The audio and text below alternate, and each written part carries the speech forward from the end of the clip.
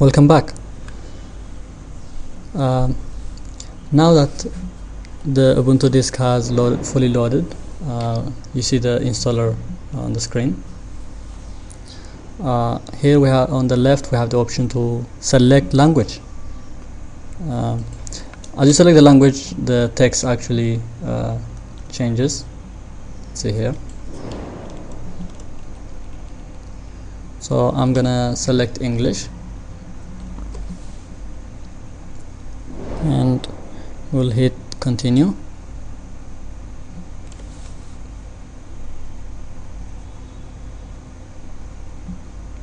Okay, here we have a couple of things.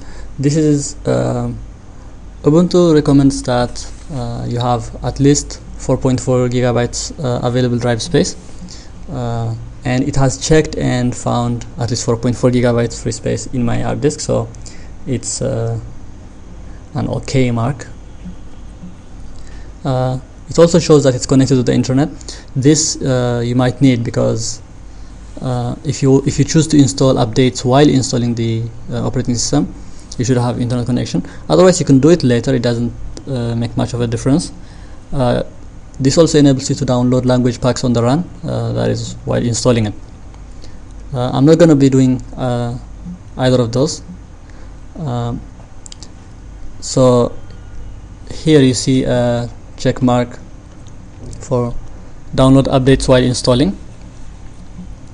I'm not going to check that. If you wish to download updates while you're installing, you should go ahead and check this. Leave that blank.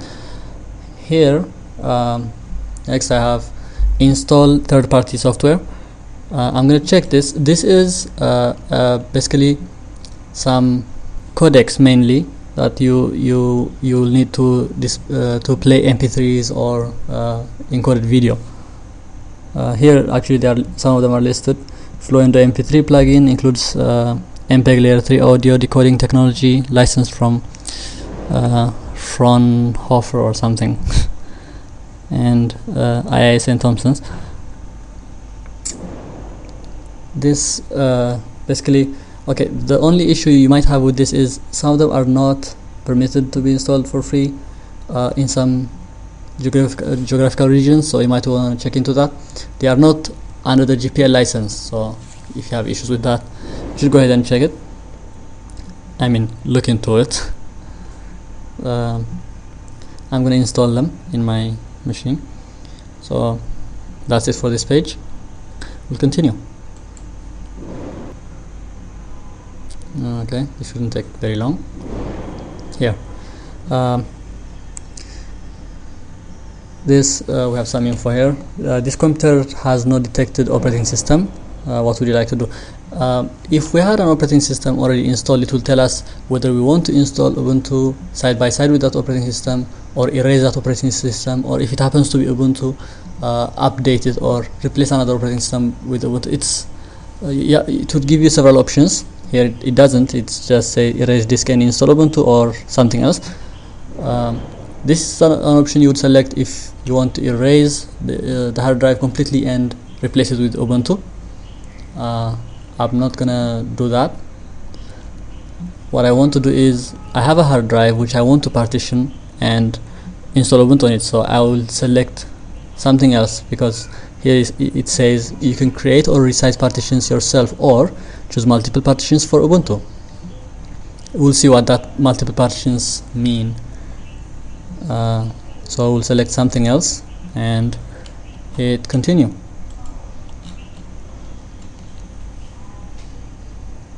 There it is. I'm installing this on a virtual machine, so this might be a little different than what it would appear on yours. Here I have only one hard disk, so it says SDA. DEV is devices and SD is for hard drives. So A is just basically alphabetical numbering, alphabetical ordering. If I had 2-3 hard drives, it would say SDA, SDB, SDC, And if I had partitions within those hard drives, within this hard drive, for example, it would say SDA1, SDA2, SDA3. So it's just a way of arranging them. But this one is not partitioned, and we are going to need to create, in order to make up partitions, you need to create a partition table. Here it says new partition table. I'm going to click on that. You have some information here. You have selected an entire device to partition. If you proceed with creating a new partition table on the device, then all current partitions will be removed, obviously. Here a bit of good news. If you choose to partition the hard drive and whatever you want now, until you hit install now, which you can see here, your hard disk will not be touched, so you don't have to worry much about that. So you can make all the partitions and arrangements you want, but if you change your mind, you can still make the changes you want, or if you make a mistake, correct it until you hit install now. So that's basically what it is saying now. Basically, note that you will be able to undo these operations later if you wish. We'll continue. Okay, here is the partition is created. Actually, not the partition table is created. It's a bunch of free space, some 23.6 gigabytes, more or less. Now I'm going to create partitions. Here I have to click add. I will add a primary partition. That's where I'm gonna want to put Ubuntu. Primary partition, you can change the size here. I will add 10,000 megabytes. Sorry, yeah, 10,000 megabytes, 10 gigabytes, approximately 10 gigabytes. Location, I want to put it at the beginning of the. This is basically for the sectors. It doesn't really matter much here. You might have some efficiency implications if you're working on a huge hard drive with a lot of small files and a lot of data. For our purposes, it doesn't really matter. Just leave it at that beginning. The file system, you can choose out of several file systems listed here.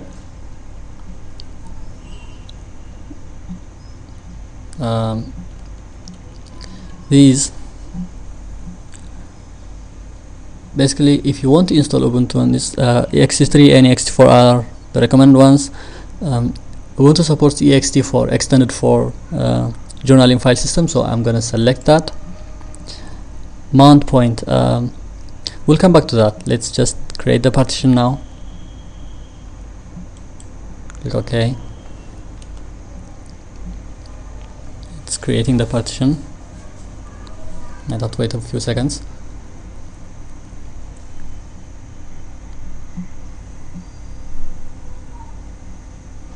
And it's done.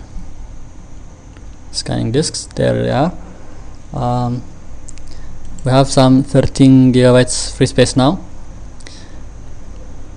Okay, I want to create another partition the same size. I will add the partition. I want it to be primary too. No particular reason. I want it to be the same 10,000 megabytes, still at the beginning. ext4, that's it, no change, the same. There we are, scanning disks. Here now we have 3621 megabytes free space. What I'm going to use this for is something called swap area. If you are new to Linux, this might be new to you too. So what this is basically is a support for your RAM. Let's say you have 500 megabytes of RAM, and you have a bunch of applications running, and you're using some 400 megabytes of your RAM. and you want to launch some new application which may require more than 100 megabytes. What usually happens is, if there are one of those applications you are running is not using the data it has on RAM that frequently, it can be stored on your hard drive and accessed when needed. That frees you up some RAM, so it increases your efficiency and speed. So Linux does this on a designated partition, swap area. So what we are going to need is, what we are going to do is create swap area for our RAM here. It's recommended that you either make it at least as big as your RAM. I usually like it when I like to do it bigger than my RAM, because I want the flexibility of having, launching some crappy application which doesn't handle RAM very well. Some of them actually, run into some error and dump a lot of data to the memory. So if you have swap, it saves your computer from having to get stuck for a while. So I'm gonna actually use all of this as swap area, probably more than I would need, but I have 1500 of megabytes of RAM here, so I will add basically more than twice that. Add as logical. I will not change this. Beginning here on the use as, I'm going to use it as swap area. It's on the bottom, you can see here, swap area. And now you don't have an option to make a mount point. You cannot use swap area for anything else but swap. So we're going to click OK. If you forget to do this and you might want to install directly, Ubuntu will remind you that you haven't created swap area. Okay, swap area is created. Now we want to tell this installer where to put our Ubuntu operating system. Here I want to put it in the first one, SDA1. So I will click change ext4, format the partition, that's fine, but I also want to put a mount point. This is basically telling Ubuntu where to put its files, and this is where it would put the operating system files. Home is for your personal files and applications. TMP, USR, these are basically folders which directly which Ubuntu is going to build, and you might want to put them in different partitions depending on your need. I'm just going to put the root here. That's basically a slash. Click OK.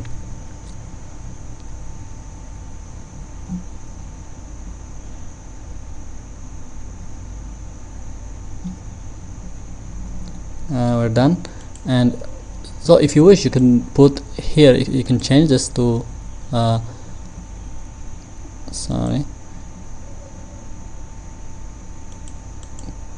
you can change and put something else on home, for example, on the second partition if you like. I'm not going to do that. I don't need to use it. I need my home folder to be within the root, so I'm not gonna change that.